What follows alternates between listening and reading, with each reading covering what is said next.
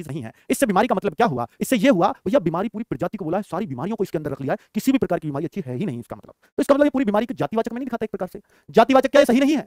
अब कोई कहेगा सर बीमारी तो आज तक किसी ने देखी भी नहीं है, तो एक प्रकार से भाव भी हुआ। तो बेटा एक प्रकार से ये भाव भी हुआ तो भाववाचक भी आ जाएगा। बीमारी किसी ने देखी, बेटा बीमारी के प्रभाव देखे उल्टी हो रही है, ताव आ रहा, ताव गर्म हो गए, है ना बच्चों, बुखार में, तो बुखार बीमारी जरूर है, लेकिन बच्चों बीमारी थोड़ी दिखी, बीमारी जा रही हो, बस में बैठी हो कहीं, हवाई जहाज के ऊपर लटक रही हो, पहिए में घुस रही हो कहीं, तो वो है बीमारी जो देखी हो। तो देख तो इसको सकते ही नहीं है कहीं भी, तो इसमें इसका मतलब भाव हुआ। अब बच्चे भाव भी हुआ तो इसमें इसका मतलब भाव हुआ। अब बच्चे भाव भी हुआ और कुछ विद्वानों ने बोला कि भैया ये तो जाति भी है।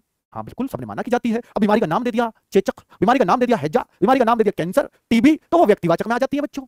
अब व्यक्तिवाचक, अजय कैंसर ही किसी ने देखा या टीबी किसी ने देखी है, तो फिर वो भाव क्यों नहीं है?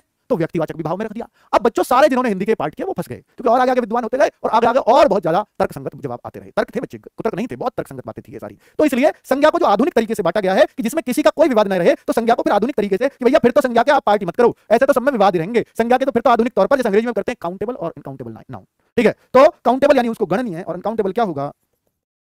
अगणनीय, अगणनीय संज्ञा। तो अगर आपको गणना के आधार पर संज्ञा पूछे तो सिर्फ दो ही प्रकार की होती है, गणनीय संज्ञा और अगणनीय। आधुनिक तरीके से प्रकार पूछे तो दो ही तरीके होते हैं, गणनीय और अगणनीय। गणनीय वो संज्ञा जो गिनी जा सके, जैसे आदमी हो गया, जैसे लोहा हो गया, बेटा लोहा थोड़ी, आदमी हो गया, लड़के हो गए, बेटा और बताओ, सब कुछ तो इसके अंदर आ जाएगा। पेन हो गई, कुर्सी हो गई, मेज हो गई, सब इसके अंदर ही आ जाएगा। अब जिसको हम गिन ना सके, जो अगणनीय में आएगा, जैसे हम ईमानदारी की बात कर रहे थे, सच्चाई की बात कर रहे थे, क्या इनको गिन सकते हो? कितनी सच्चाई है उसके अंदर? 4 सच्चाई बैठी है, 5 बैठी है, 4 गुना 4 ईमानदारी, 3 ईमानदारी, क्या गिन पाओगे? इनको कभी नहीं गिन पाएंगे, ठीक है। और बच्चा जो लोहा होता है, जो पानी होता है, बेटा लोहे की बनी चीजों को गिन सकते हो, लेकिन लोहा को नहीं गिन सकते, ना सोना को गिन सकते हो। तो कुल मिलाकर जो द्रव्यवाचक थी, जो भाववाचक थी, वो सारी संज्ञा इसके अंदर, जातिवाचक भी, जैसे सेना हो गई, ये जातिवाचक भी, इसमें सेना भी नहीं गिनी जा सकती, ठीक है। तो सेना तो एक समूह है ना बच्चों। तो कुल मिलाकर के ये अगणनीय में हो गया और ये गणनीय में हो गया। इनको तो हम बहुत ही आराम से बांट लेंगे, आ भी गया कौन सी गणनीय संज्ञा है और कौन सी अगणनीय है, ठीक है बच्चों। तो कुल मिलाकर के मुझे उम्मीद है कि संज्ञा पार्ट आपका बहुत अच्छे से कंप्लीट हो गया होगा। बेटा जब विशेषण पढ़ाऊंगा तो संज्ञा और विशेषण में बहुत अच्छे से संबंध बताऊंगा, लेकिन कल हमारा जो टॉपिक होगा वो नया टॉपिक होगा, और वो क्या टॉपिक होगा? लिंग।